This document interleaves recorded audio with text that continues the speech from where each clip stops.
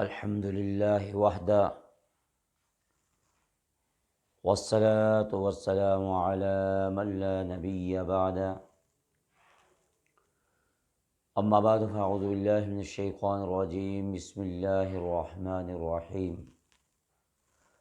محترم سامعین ناظرین، السلام علیکم ورحمۃ اللہ وبرکاتہ۔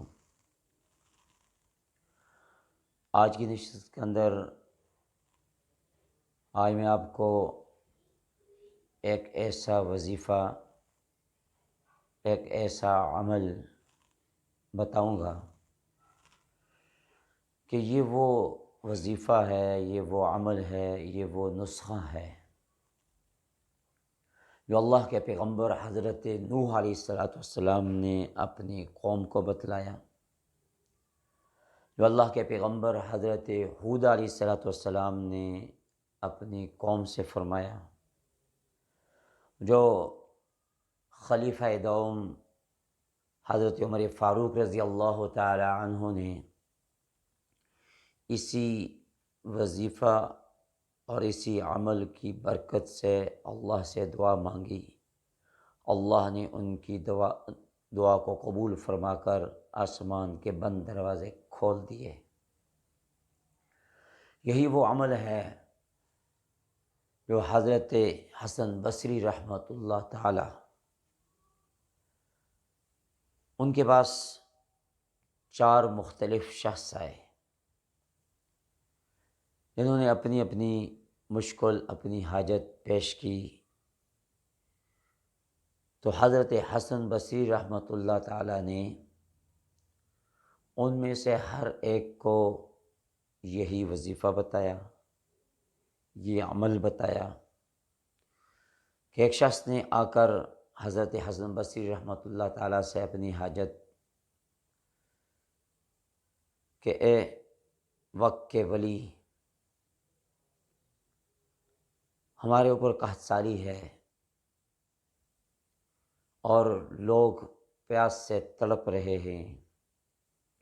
جانور پیاس سے تڑپ رہے ہیں، آپ کوئی ایسا وظیفہ بتائیں، ایسا نسخہ بتائیں، ایسا عمل بتائیں کہ جس سے قحط سالی دور ہو جائے۔ حضرت حسن بصری رحمۃ اللہ تعالیٰ نے اس شخص سے فرمایا کہ تم اپنے گناہوں کی معافی طلب کرو اللہ سے۔ ایک دوسرا شخص آیا، حسن بصری رحمۃ اللہ تعالیٰ سے کہنے لگا کہ رزق کی تنگی ہے، تنگ دستی کی حالت میں ہوں، غربت و افلاس، تو کوئی ایسا وظیفہ بتائیں، کوئی ایسا عمل بتائیں کہ جس سے رزق کی تنگی ختم ہو جائے اور میری یہ غربت خوشحالی میں بدل جائے۔ تو حضرت حسن بصری رحمۃ اللہ تعالیٰ نے فرمایا کہ تم اللہ سے اپنے گناہوں کی معافی طلب کرو۔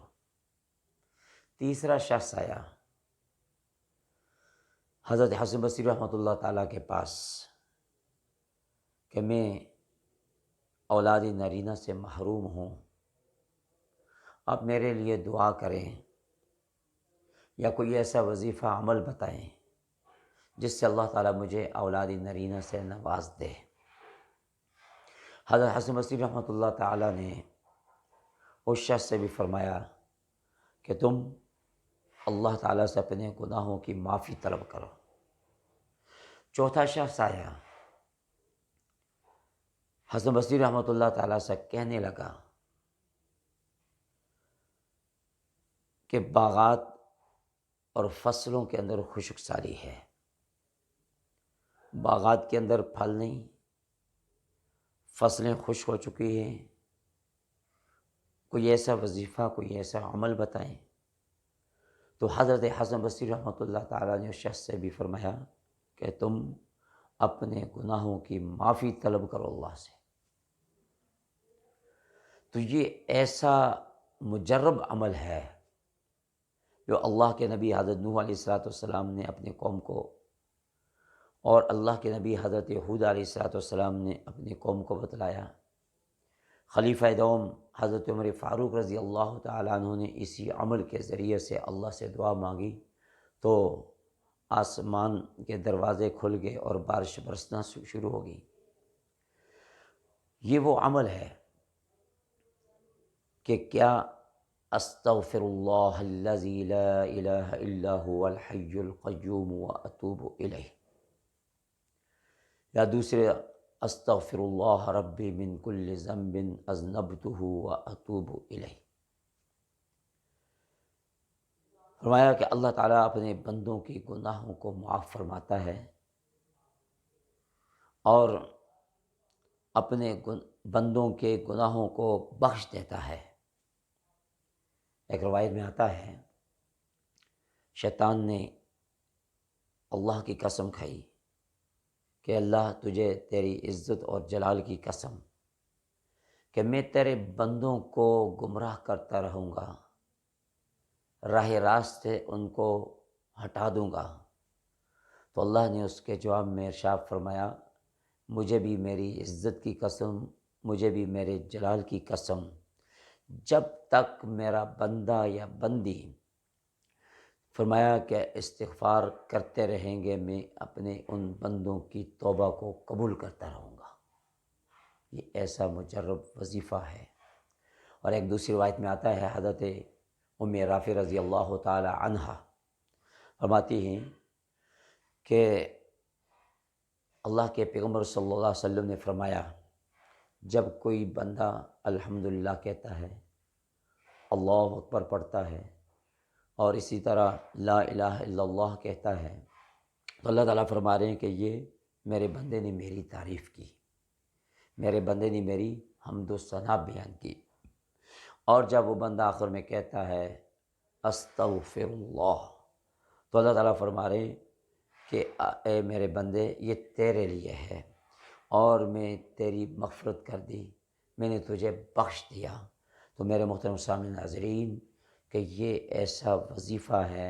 ایسا عمل ہے، ایسا مجرب عمل کہ جس نے بھی اس کو کثرت کے ساتھ پڑھا تو ان کی مشکلات دور ہو گئی، ان کی تنگ دستی خوشحالی میں تبدیل ہوگی۔ اگر بے اولاد تھے اللہ تعالیٰ نے ان کو نرینہ اولاد سے نوازا، اور اگر تنگ دست پریشانی کی حالت میں مبتلا تھے اللہ تعالیٰ نے اس وظیفے کی برکت سے ان کی پریشانی کو دور کیا۔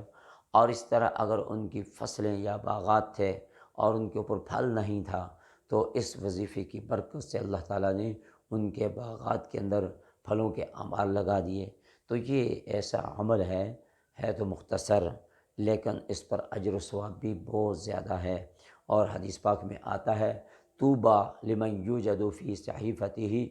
استغفارا کثیرا، خوش قسمت ہے وہ انسان جس کے نامہ اعمال کے اندر کل قیامت کے دن استغفار کی کثرت ہوگی۔ تو دعا فرمائیں کہ جو کچھ کو سنا اس پر عمل کرنے کی توفیق عطا فرمائے۔ وآخر دعوانا ان الحمد للہ رب العالمین۔